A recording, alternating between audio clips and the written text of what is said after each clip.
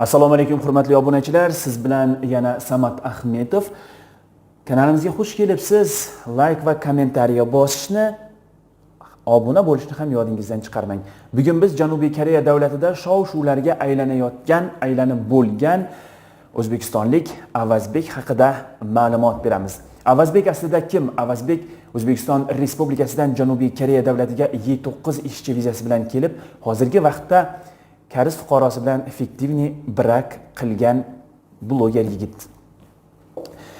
Avazbek Janubiy Koreya davlatida yashayotgan o'zbekistonlik qizlarga nima uchun tegajonlik qilyapti? Gapim isboti bilan bo'lsin. Mana bu zapislarni birga eshitamiz, undan keyin videoni davom ettiramiz.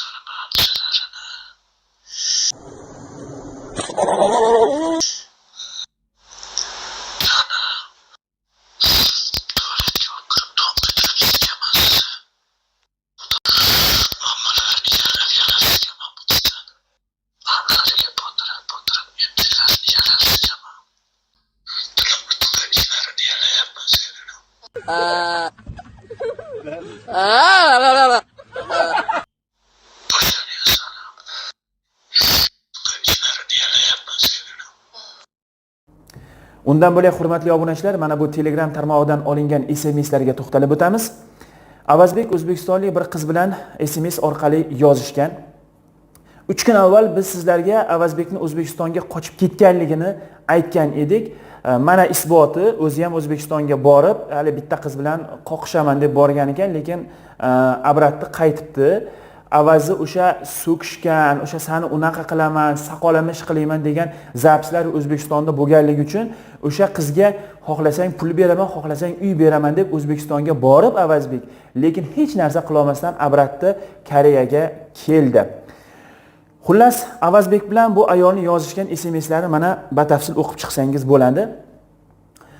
Avazbek aytayaptiki, keling bugun O'zbekistondaman, bir dam olaylik deyapti. Qizingiz ham ancha katta qiz bo'lib qopti. Qizingizni karsga berasizmi deyapti.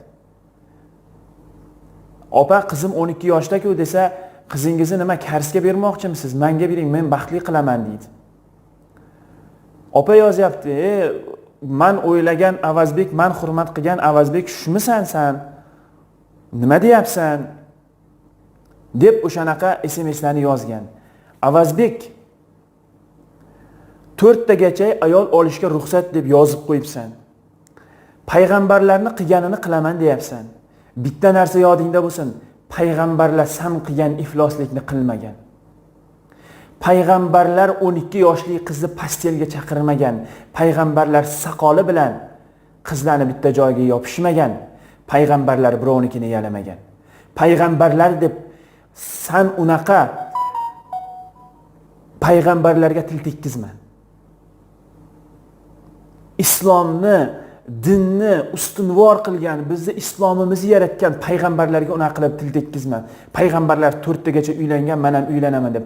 Payg'ambarlar 12 yoshli qizga uylanmagan, payg'ambarlar birovnikini yalamagan, iflos.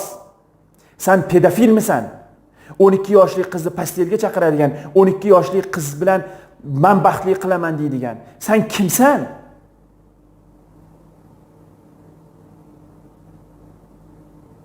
Hurmatli obunachilar, har bitta insonning qizi bor, har bitta inson ona, har bitta insonning singlisi bor, opasi bor.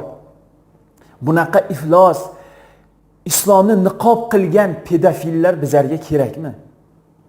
Bu tomonda xayriy ihsonni qilib, telefonda o'tirib, Alloh, Alloh deb tilingdan Alloh tushmaydi, har xil hadislarni aytasan.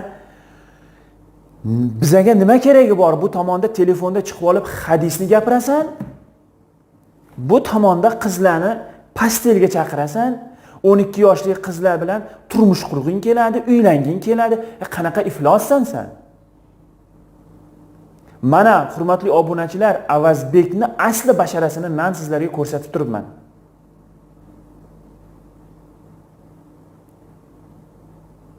Xulosa o'zingizdan. Mana bu zapslarni eshitamiz. Shu bilan bugungi videoga nuqta qo'yamiz. Sog' va salomat bo'ling.